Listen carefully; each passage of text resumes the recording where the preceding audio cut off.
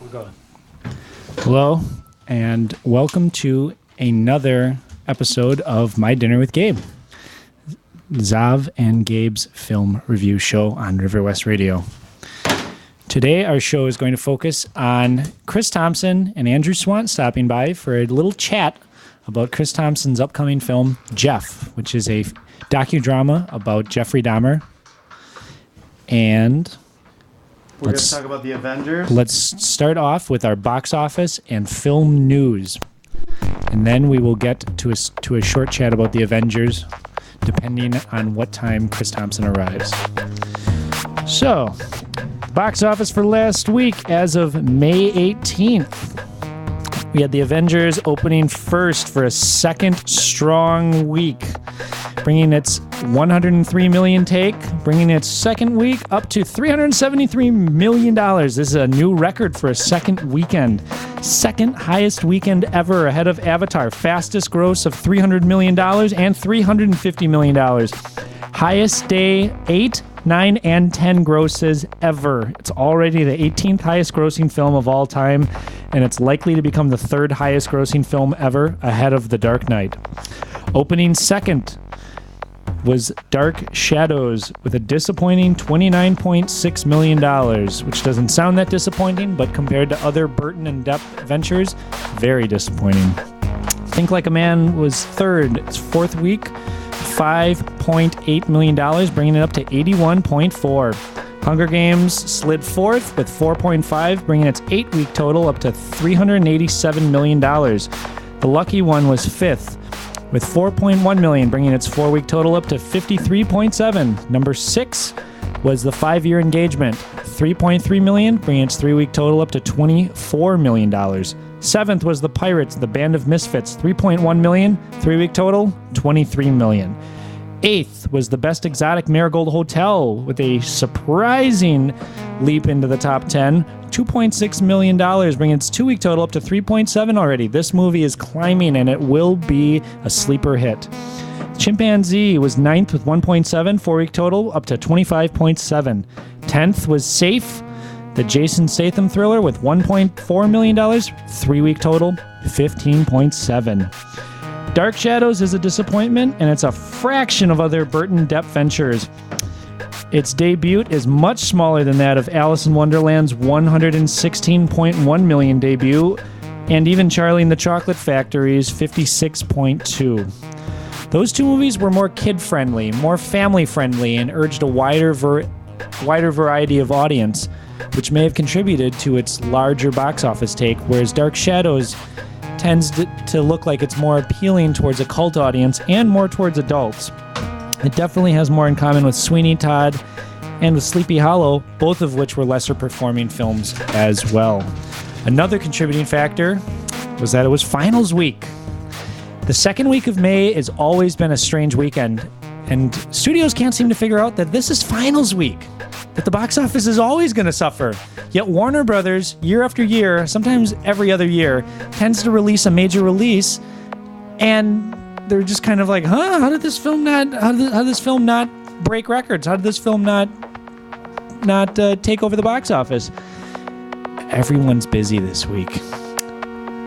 Underperformance in the second week of May is extremely notorious, with the Poseidon film, which was a legendary flop, Speed Racer, an even bigger legendary flop, with $18.6 million, way below its estimated $60 to $70 million debut that was foreseen.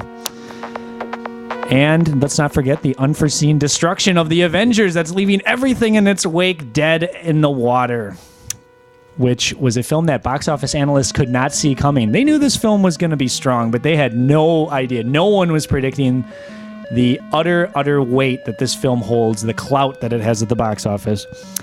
Another reason for Dark Shadows' undesired seeming failure already is that vampires are not very successful at the box office, with the exception of Twilight. Dark Shadows also isn't a hugely popular show in the States outside of its very devoted cult audience, and it's over 40 years old. And it only had a 3-year run as a daytime soap opera. Not the best idea for a huge mainstream film. Mm-hmm. Land of the Lost, very similar story. Putting a huge amount of money into a side shot idea and sort of wondering what happened when it doesn't turn into the biggest film of the year. Johnny Depp might be losing his steam. Pirates of the Caribbean 4 was a notorious failure. The Tourist, a huge flop. We'll see what the future holds. Other movie news. Suspiria remake is a go. It is happening. They're going to make it. How they're going to make it, we don't know yet. But it is a go.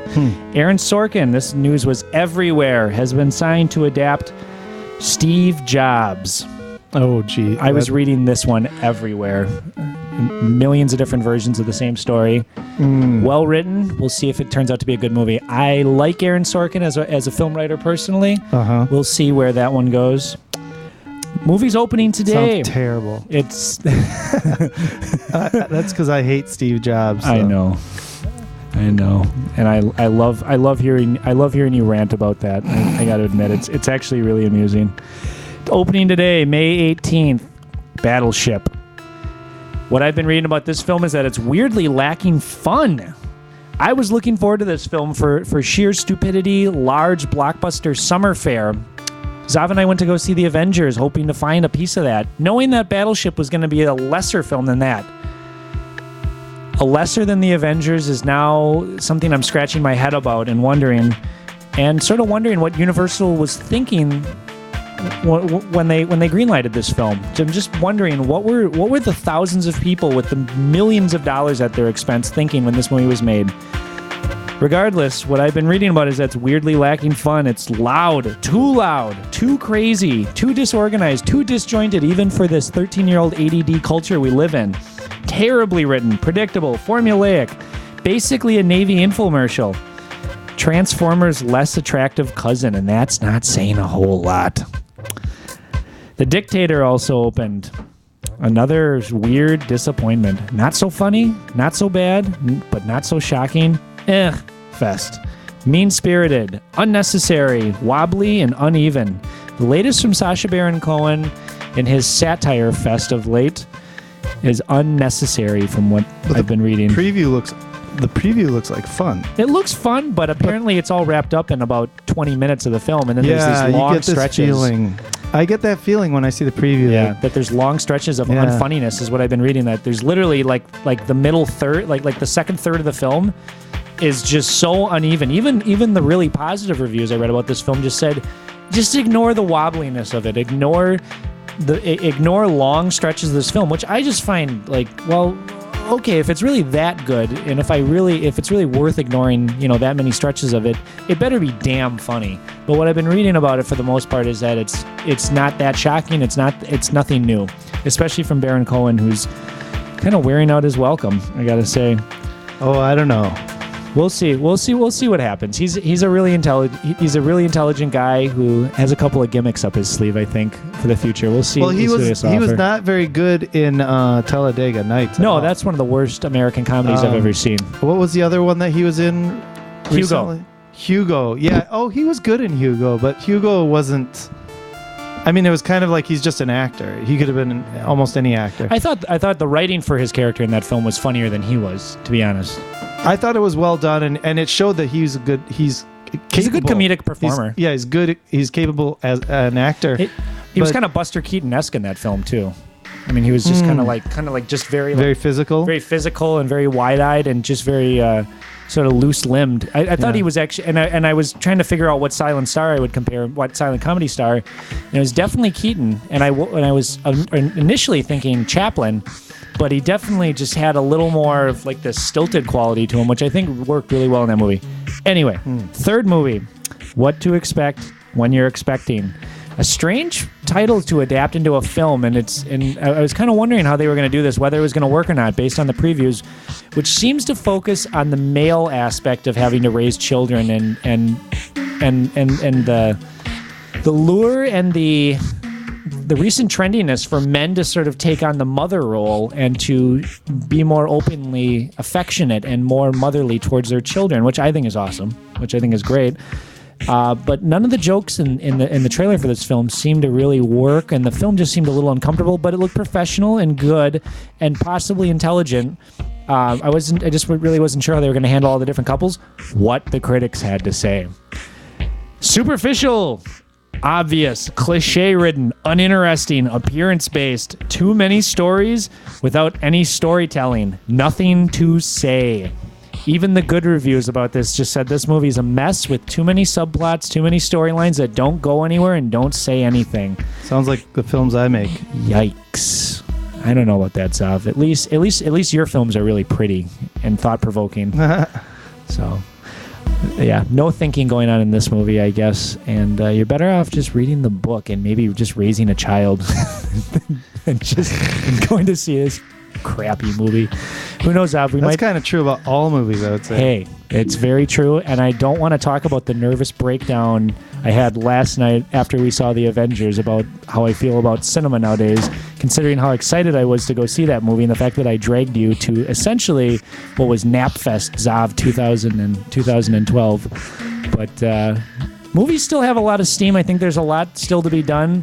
I got to maybe say that everything hasn't been done yet, even though a lot of people argue everything died in 1985.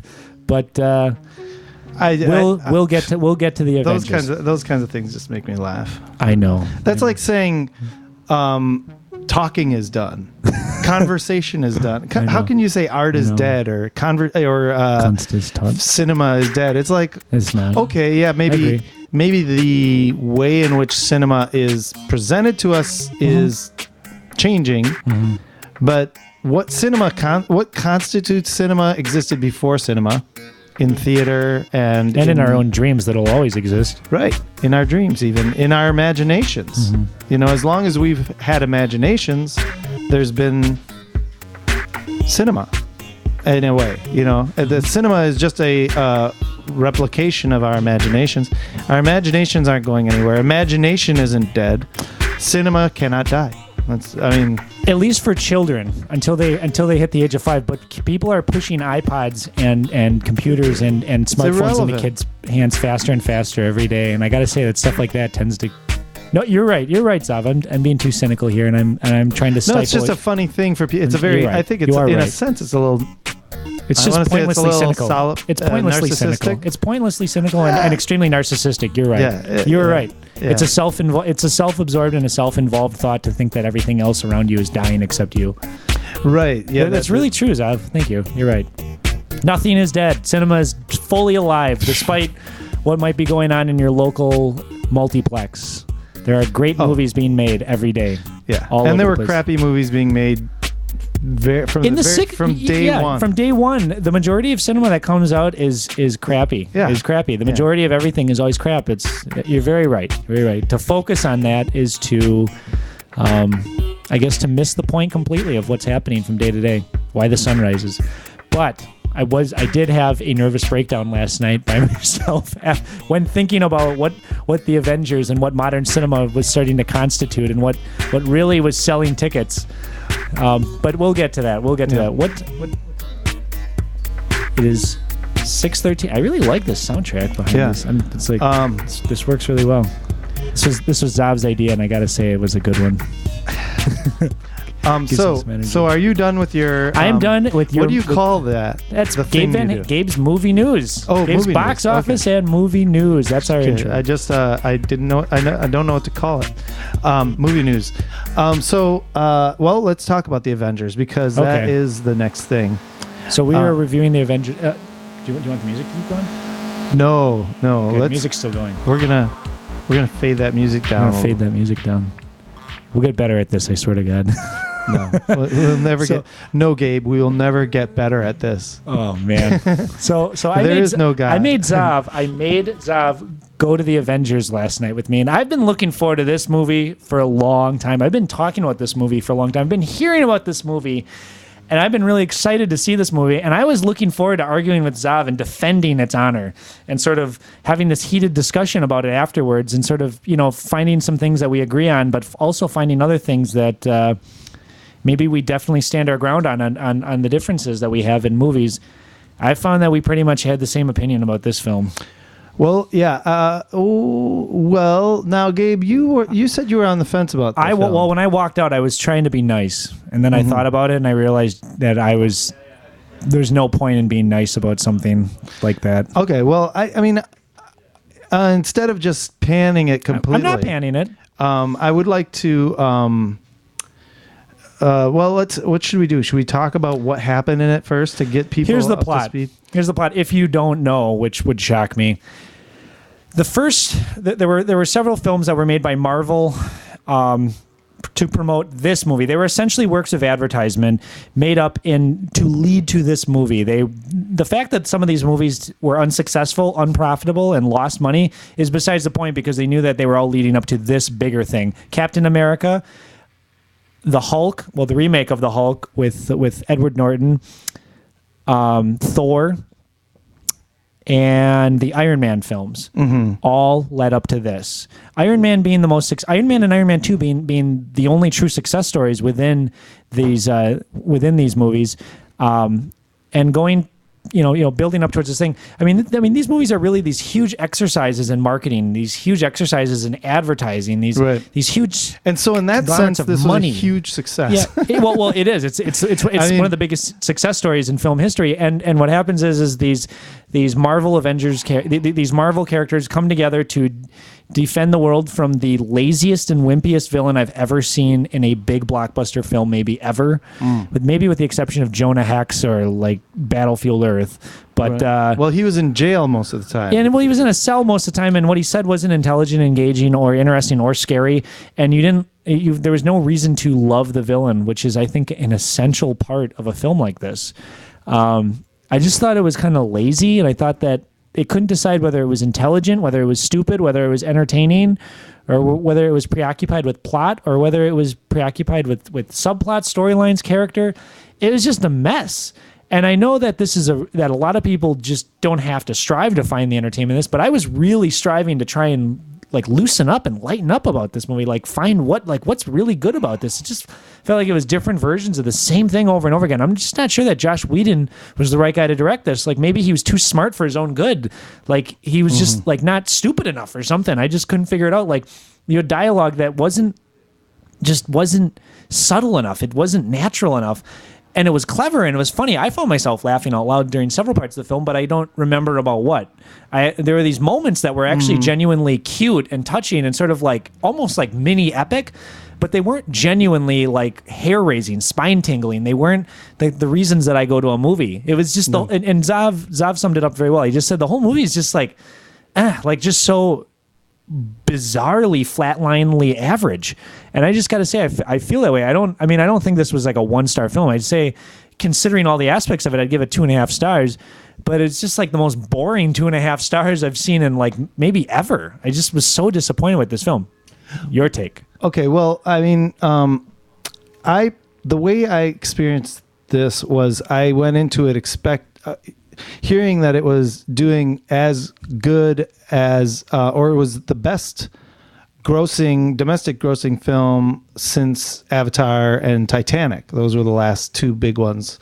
And so then I thought about those two films, and definitely if I saw Titanic for the first time again yesterday, or had I seen Avatar for the first time yesterday, it would have had, even if I had all kinds of critiques to make about the sort of politics of the film or the manipulative qualities within the film or so on, I would have felt that I had an experience. And with Avatar, I actually had a real experience. That was a mind blowing movie for me personally. But not with this film. This film felt to me like so many other of its type, of its genre. It was just another superhero film full of, where they used a lot of money went into it and everything, but it just didn't have much. It didn't have much soul, and it didn't grab me in any way. And one of the things I said to you is that probably if I would have seen, if I saw Titanic or Avatar, at least at some point in those films, I would have gotten a little choked up or teared up a little bit. But there was none of that in the Avengers. I didn't connect with the characters whatsoever. And now we have our special guests who have arrived. So it's timing out perfectly. Yes, it is. to switch over to a completely different film, which is kind of like the blockbuster of Milwaukee for right now.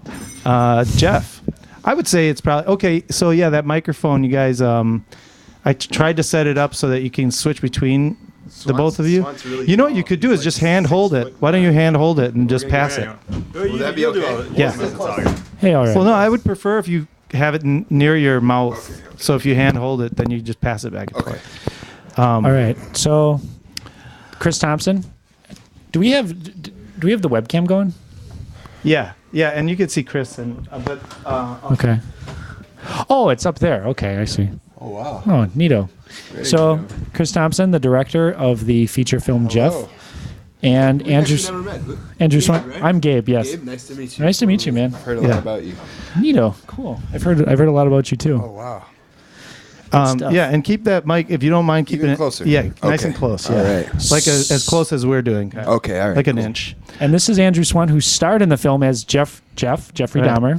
Hello. And this is Andrew's second appearance on our movie review show. He was here for our horror show, and I was very excited noticeably excited when I found out he was coming on. I found out like 20 minutes ago, and I was like, Swan! I just had such a fun time the last time he was on. It was really great. And what were you talking about last time? That was our horror review show, and we talked about The Cabin in the Woods. Yeah, and then Jeff came up, and then they said they were going to have you on soon. What was the consensus for that film? Were you guys Cabin in the Woods? Yeah. As for a horror film, I thought it was just like mind-boggling, crazy, like action film, sci-fi film, like genre changer, like just totally balls out insane. So much blood per square inch in some of those shots. Crazy Hellraiser references, Evil Dead references, just like freaking guitar solos everywhere. I just thought it was just balls out, like one of the best horror films I've ever seen. Some flaws, but genuinely a little scary in the middle. Crazy looking zombies, and just a horror film lover's film. And a film too, not just some like fun little drive-in shit, a crappy movie. Actually, just a really like a weirdly like ingenious work of art in a weird way. Well, that's a stellar recommendation. Yeah, I'm gonna see it now. It was pretty. It was pretty behind the back, like air guitar solos. Awesome. So with that being said, yeah. So Jeff, both of us watched Jeff, and I was not aware that this film was a docudrama. Like it was like half like a documentary, 2/3 like a documentary. Would you say? And then a third, like a recreation of like the day-to-day life of Jeffrey Dahmer as played by Andrew Swan here. Yeah, we try not to say docudrama because none of the fictional stuff is very dramatic. So people, when we say docudrama, people sort of expect to show up and see dramatic scenes of him. That's very cutting true. people apart or stabbing people, which that's really there's true. none of. So we kind of set out to try to make what would be maybe a PG or PG-13 version of just his day-to-day activities. PG, even I would say. I'd say you made something way more disturbing and way more much more interesting in terms of intelligence. I think it. What ended up sticking with me after watching it was just sort of the normalcy that you get from him and how disturbing that really is. The fact that he's just like another alcoholic. That's what really stuck with me, the images. Yeah, I think when we started shooting it, it was fictional. Like we were just shooting those fictional scenes, and it was, it was the people that we were meeting that were saying, the people that own the restaurants and places that we were shooting in the grocery stores and stuff were saying, oh, well, I know someone that hung out with him, or I had some contact with him, or I met him this time or another time, and they would say he was just such a normal guy. That was a weird thing, is like he was a little odd, but you would never have suspected anything. There's a lot of odd people in Milwaukee. Which makes me wonder, like, that's the creepiest thing about Jeffrey Dahmer or any serial killer story.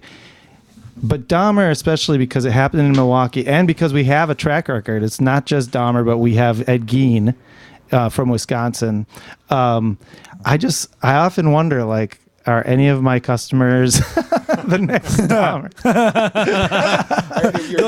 The guy sitting on the chair watching the movie, you know what I mean? Like at 10:30 at night. I've wondered that before myself. So I had some questions and some thoughts that I had as I was watching this movie. So when was the decision made to go to shoot both styles, to make a documentary and also and to incorporate fictional elements? Was it a fiction film first, and then did you decide to go documentary, or was it always your intention to sort of do both? Yeah, that's a good question. The whole reason I started shooting the film was because I had won the 2007 Milwaukee Film Festival with a short film that I made called Kyoko Naturally. And the reward or the prize was a box of film stock, Super 16 film stock. And I'd only ever shot documentaries on video. So, in today's day and age, there's not many people shooting documentaries on film. So I really had no idea what to do with it, And I was hanging out with Frankie Latina, who made Modus Operandi, and he's a prolific Milwaukee underground filmmaker in his own right, making exploitation films, and he was coming up with ideas and brainstorming ways that I should use this footage, because to him, to have a box of Super 16 film was like a dream come true. So he was just like trying to get me to shoot anything, and he kept suggesting I make a Jeffrey Dahmer slasher film, like a horror slasher film, which sounded like a really terrible idea to me. But he kept bringing over books and magazines and newspapers, and he would just keep saying, like, there's something here, just start shooting, and I was really hesitant. But what I noticed when I was reading all this stuff and watching the movies was that all of it was like really sensational and made by outsiders, and it was just way over the top, and none of it was very genuine, and that B, it was like there was a lot of undeveloped stories, fragments of undeveloped stories from people that lived here through it, that were involved in some way, shape, or form, and oftentimes been asked to be involved, that were never sort of I don't want to say investigated, but they were never given the opportunity to sort of tell their side or elaborate on it. And 20 years later, too, when they've had some time to think about it, which is really what I found like just the most disturbing in watching this film, like the neighbor. just the way you shot I'm glad that he talked about the fact that you got to shoot this on film, because the documentary style of the filmmaking in this movie, I just thought it was like so much better than like if this would have been made for like A&E or like for like a cable television. And the way it was edited, I was just like, this is like an action film, like just like like the way that the graphics like brought you into the case, like the way that the forensic stuff was done. It's effects that I've seen used, but it was like literally like maybe the best I've ever seen it being used in terms of like bringing you into these characters more, these interviewees as characters, where I almost felt like God, real life is so much more interesting than fiction sometimes, because it was just like I really felt like I knew them at the end. And the fact that it wasn't like 15 people being interviewed and they all had like a little bit of something to say. The fact that you got to know elements of their personal life, which I thought was really the barrier, the line between just a documentary and making something that really hits home to something that we all can connect to, which I think, which was like the startling, especially in the last third of the film, when you really, when all three of the interviewees really start to like give you personal, like these personal anecdotes about just their ordinary life, and how like having Jeff gone or the absence of this charming guy was just like, it affected them. It made them cry. It like made them wonder who they were as people. I mean, I was just really moved by it.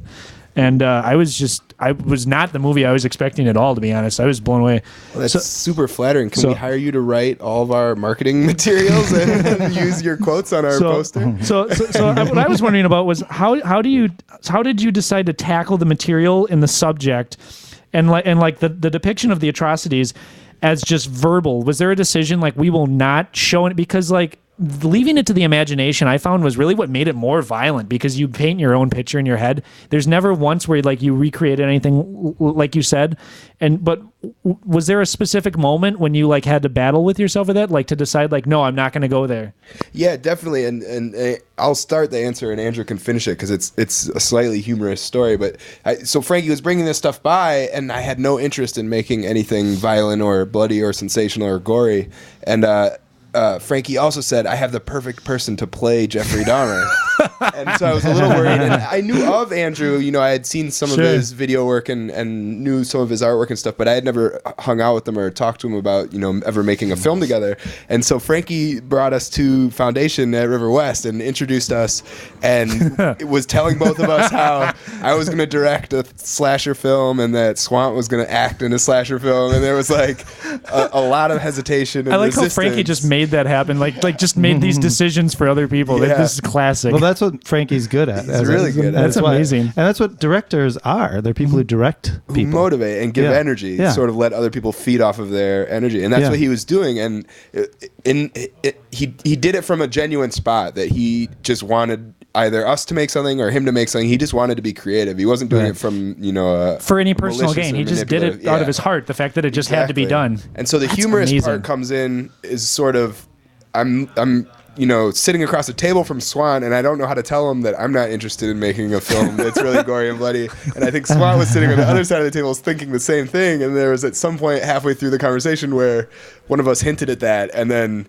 Frankie lost control because Swan and I both just wanted to make a PG or a PG-13 movie. And he said, I'm not going to act in this unless there's no violence, no gore, no nothing, and I have control over how I depict the character and what the scenes are like. And I said that's great because all I want to do is shoot a movie where there's no gore, no violence, or whatever. So maybe he has a different interpretation or memory of it. That was 4 years ago. So no, you pretty much summed it up. I mean, Frankie was coming to my house like once a week trying to get me to be in this Dahmer movie, and he wanted to make it. Exploitation movie, and he wanted, he's like, you could have sex with dead bodies and you get to eat people. He's like, no. I was like, no, I don't want to do that. I don't want to be involved. And I guess the whole time he was, going to you, was saying the same thing, and you were saying no. And so I think when we both were saying we want to do something PG and something different, he was kind of disappointed, but. And then that's when we started working together. Is when he seemed totally uninterested.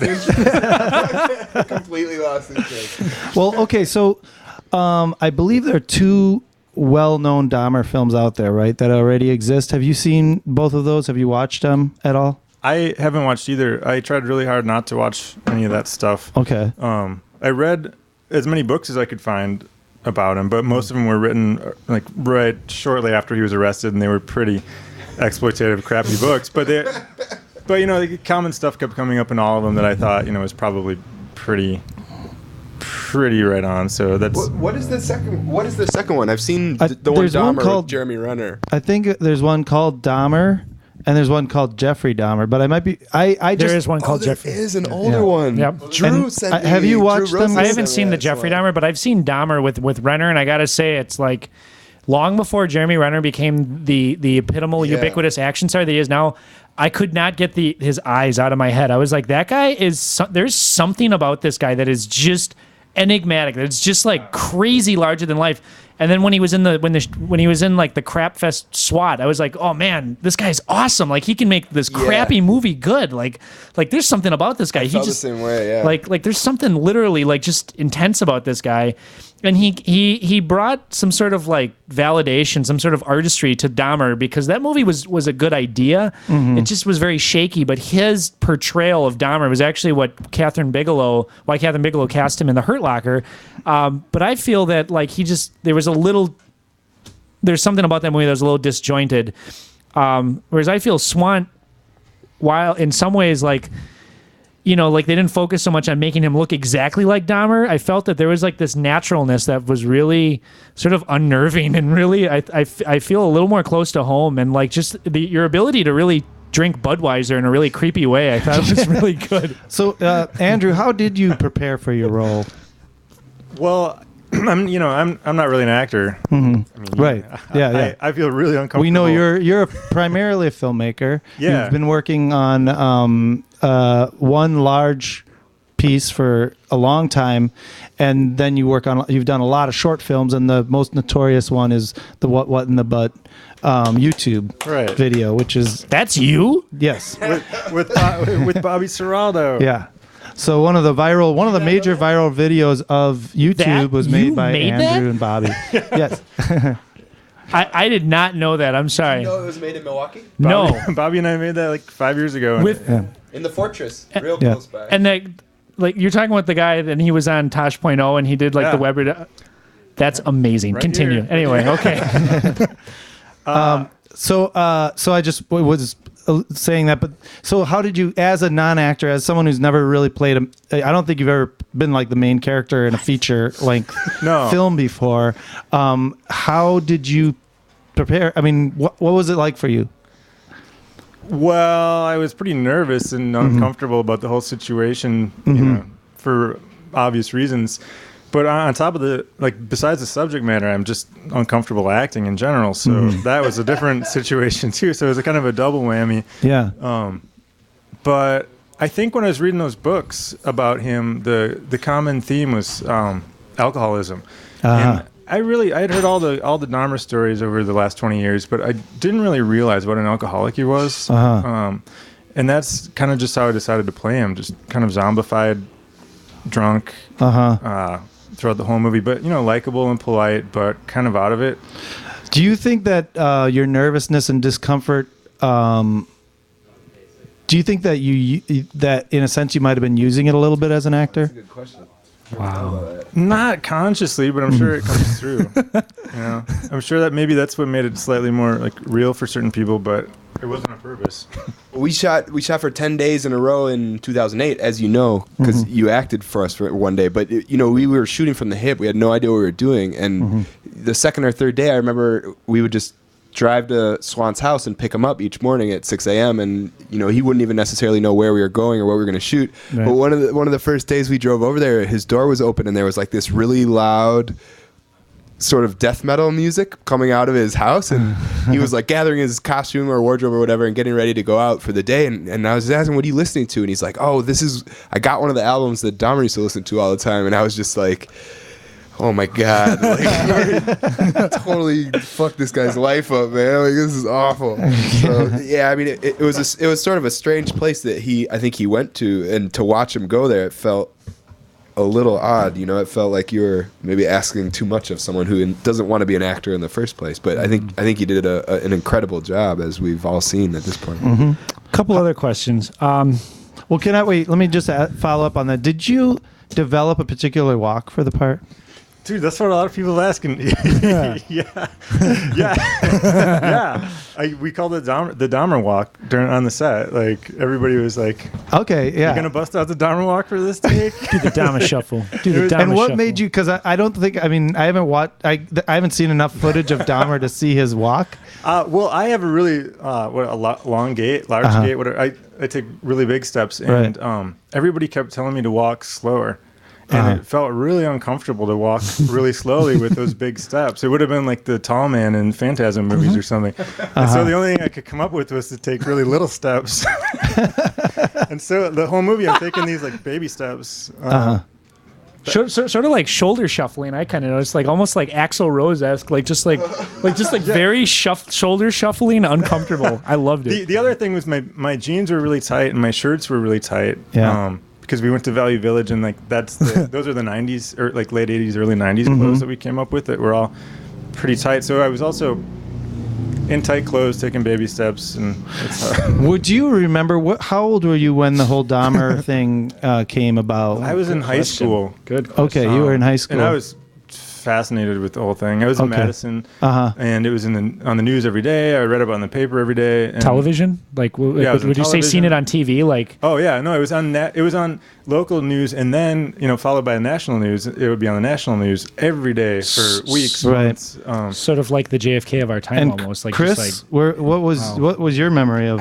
I'm a little younger. My parents I grew up in Madison also, but my parents got divorced and my dad moved to Milwaukee, and so at the time I was taking the bus back and forth like on weekends, and I remember the difference between the way people talked about it in Milwaukee and the way people talked about it in Madison. And the way people talked about it in Madison was like, you're watching a movie of a serial killer, and the way people talked about it in Milwaukee was like, this is some fucked up representation of the difficulties that we're going through here as a city and stuff like that. So I remember learning that. I was only I was 9 or 10 years old, but that's about the only part of it I remember. That's one of the things when I watch this film, and this is maybe says something about me more than anything else, that in some ways I'm always sort of shocked at how big a deal something like this is, that that the police department was completely turned on its head by this thing, and that the neighbors' lives were totally changed and turned upside down, and that they had to tear the whole building down and remove it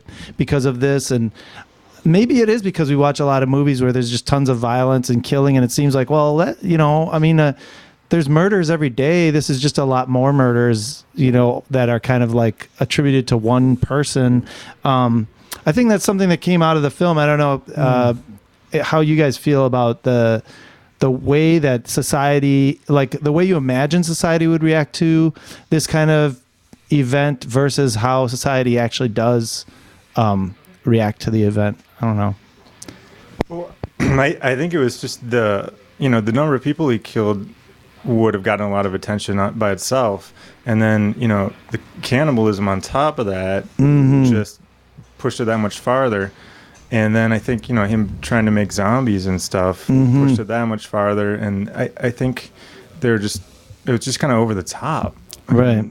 The press just got carried away. Like, they totally got carried away, but a lot of it was like the way that he seemed able to take advantage of flaws within our own culture and society at that time, like rampant homophobia, like rampant racism within institutions and stuff like that. He was able to see all that and manipulate it to do these crazy things. So I think like people witnessing it, like, yeah, it was a worldwide news story for a long period of time, and that was ridiculous. But I think people around here were especially mortified by it because it revealed so many how sort of unnoticed flaws that much murder could just go unnoticed. Exactly. It's insane. Both a part and a responsibility of all of us, or anyone that was living here in the city or has ever lived here in the city. So. I'm going to let Gabe ask the next thing, but before that, I want to just find out, Chris, you told me to, you said you had a couple numbers and we could watch a clip. Yeah. Do you have those with you, or did you write them somewhere? I'm going to go to 11:30. Okay, 11:30. And maybe let us know what, well, Gabe, did you have any questions? Should I set it up? Or? Sure. Well, I had a question here. Just about the mood and the tone of your recreation scenes, of the scenes with Dahmer. What were you going for? What was your editing style of that? The documentary stuff was very transient, very like up spacey and out there, but very focused, and like the camera's always sort of gliding in this like almost like Eno music-esque kind of way, like just very like kind of like floaty. But like, what was your style and what was your intention of how you shot the recreation stuff and your music score?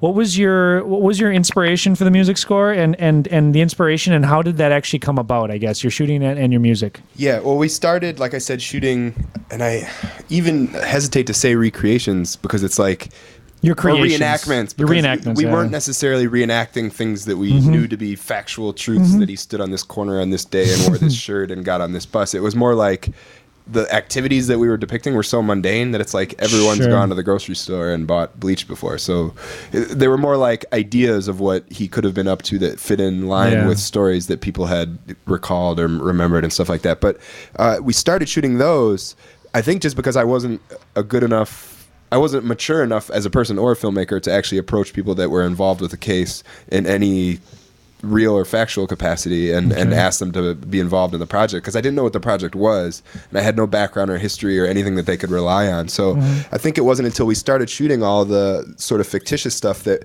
we started meeting people that, like, for example, the eyeglasses scene where he gets an eye exam. The woman who runs that shop said that he used to buy his contacts there, and she told us 3 or 4 stories about what she knew of him or how she met him, and people at the hardware store and all these places we were shooting, everyone had these stories that sort of came out of nowhere, and we started to learn that we need to have some sort of foundation of people that were actually involved in some way and could provide sort of a framework for these fictitious scenes to sit on. And one of my mentors for editing is Barry Polterman, who edited Chris Smith's American Movie, and he's actually one of the first people. Him and Andrew Gorzowski were saying, you got to go find someone, just suck it up, go ask them, don't be scared, be honest. Like, what you're trying to do it's different, it comes from a different place, you're not trying to exploit anybody. Sure. And it wasn't until then that I approached Dr. Jensen, the medical examiner that was responsible for removing all of the evidence from the apartment, and he agreed. And after his interview, the film got a little better, but we didn't feel like it was done. And then he recommended we try to get a hold of Pat Kennedy, who was the detective that took the initial confession from Jeffrey Dahmer the night that he was arrested. And we shot that interview. It was even more incredible. The film got that much stronger. Still didn't feel like it had sort of a full perspective or a full story. And he recommended we speak with Pam. And so it was sort of this organic evolution over the course of 3 years or 4 years, where the story was just becoming thicker and more complex and interesting and dynamic. And it wasn't until we reached a place that we were happy with it that we said, okay, now we're done. Okay, well, on that note, we're talking to Chris Thompson, the director of Jeff, a film about Jeffrey Dahmer, and Andrew Swant, who played Jeffrey Dahmer in the film Jeff. And we're going to watch a clip of... what's her name again? I forgot. This is Pam Bass, who's the next door neighbor who lived directly across the hall from Jeff at the apartment building, the Oxford apartment building. Yeah. We were in the bed sleeping because I remember my husband had to get up and go to work in the morning. He usually left about 6 o'clock, so it was about 11. And Jeff, of course, is over there.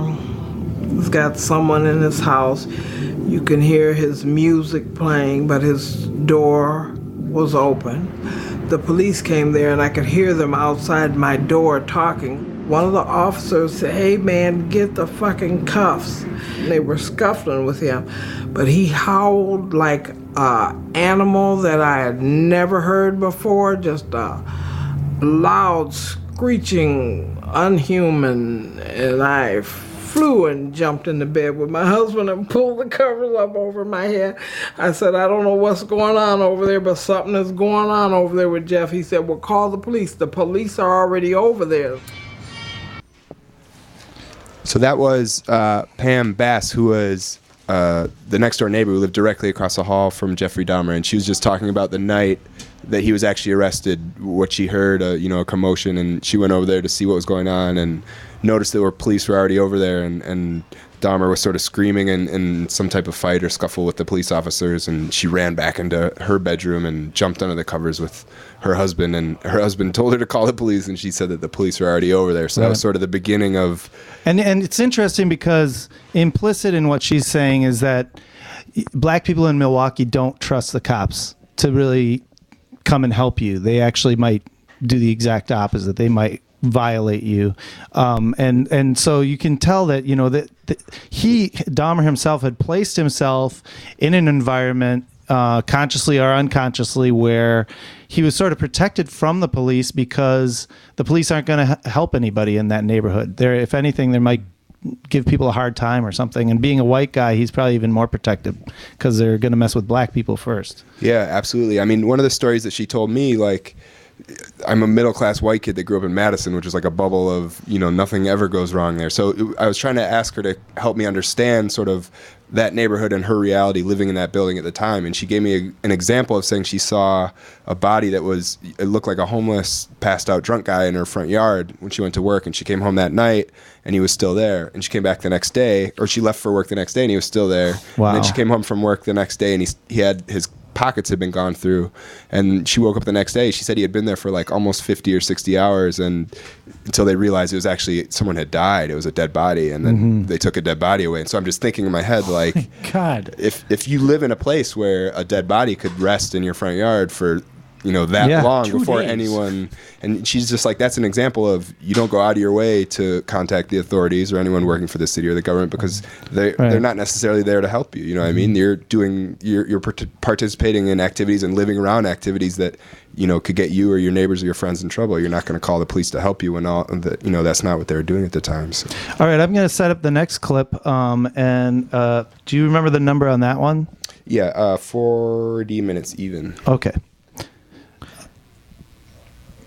And this clip is Detective Pat Kennedy and Pam Bass sort of talking about coming to realizations with what's happening and later on that night fully realizing the scope and the breadth of the situation at hand. Okay, so this is a clip of Pat Kennedy. What was his job on the... So he was actually a rookie homicide detective. He had been police officer for, I think, 8 or 9 years, and this was his first year as a detective. And he was the first detective, him and his partner, to show up at the scene. And his lieutenant told him to take Dahmer downtown and begin the interrogation. So he was effectively the first police officer to have him in an interrogation room and the one to eventually take the confession from him. All right, here we go. Hopefully it's not too loud. At the 900 block of North 25th Street in the apartment building. We have taken evidence out of the building by the medical examiner We do have one suspect in custody. There's a strong possibility there might be additional homicides. From there, we talked until about 10:30 the next morning, and by that time he had given me the basic rundown of 15 victims. I was trying to comprehend what was going on, pushing my sanity, because how could he be doing all this kind of stuff right over here, right in the midst where there are all these people that you got neighbors, you got senior citizens living downstairs from you. You have people like me who is befriending you, and you are over here cutting up human bodies, eating body parts. I have eaten a sandwich from you. I have probably eaten someone's body part. How dare you do this to me?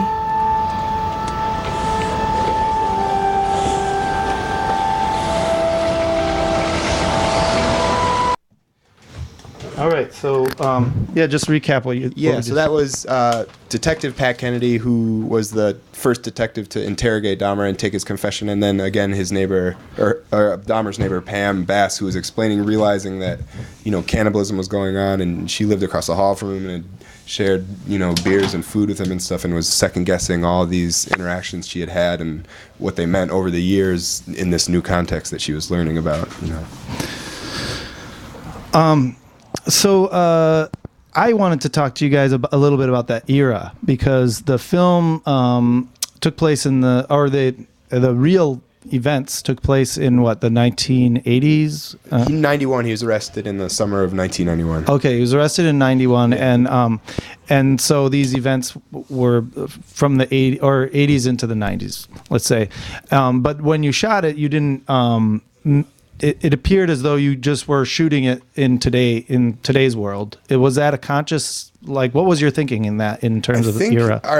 Our intention was not to shoot a period piece. The only sort of thing we wanted to do was create a character, which Swant was conveying, that looked eerily similar to Jeffrey Dahmer, and just have him participate in day-to-day activities, which would then coincide somehow with this story being revealed that it could have been anyone in any neighborhood at any city at any time, in the last 10, 20, 50 years, or in the next 10, 20, 50 years. So we sort of like that openness, and we didn't really get hung up on shooting it on this correct street or having the right, era cars or having. So a lot of people have told us they get pulled out by that, but we sort of wanted it to be more of just an open artistic idea of what it would mean if someone was doing this around you, wherever you may live. Well, was there any conflict in terms of okay, well, we're going to represent the era in terms of, say, fashion, like Dahmer's fashion, but then not in terms of cars and backgrounds and things like that? Was there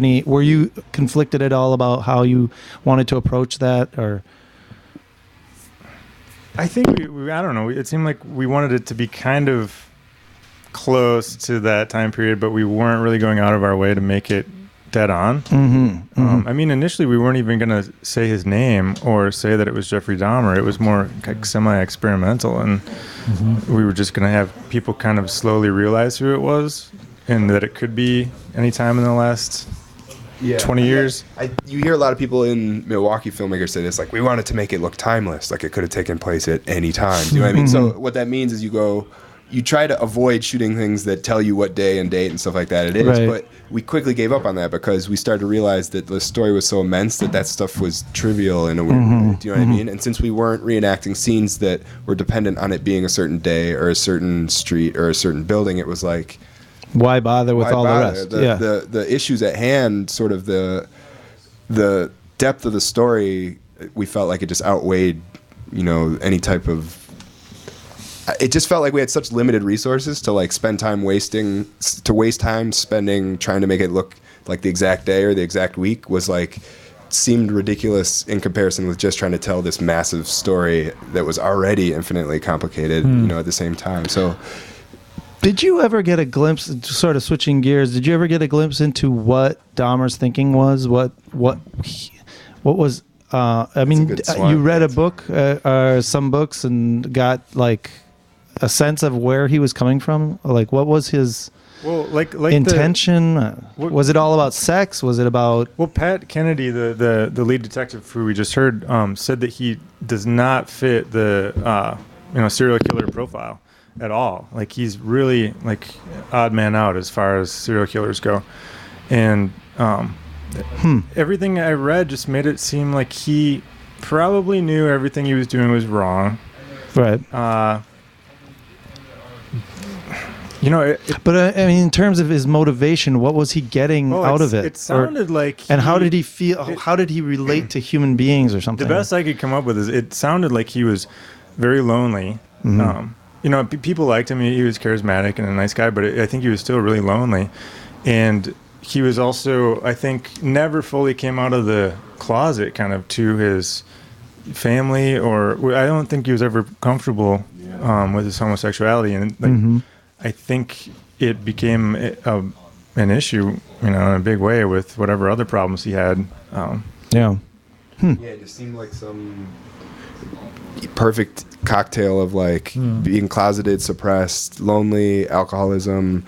His parents split up. He was living in his childhood home alone, and was just like, it sounded like a laundry list of just horrible things to happen to a person. Just created this perfect storm where he just made a string of really horrible decisions and fucked up a bunch of people's lives. Yeah.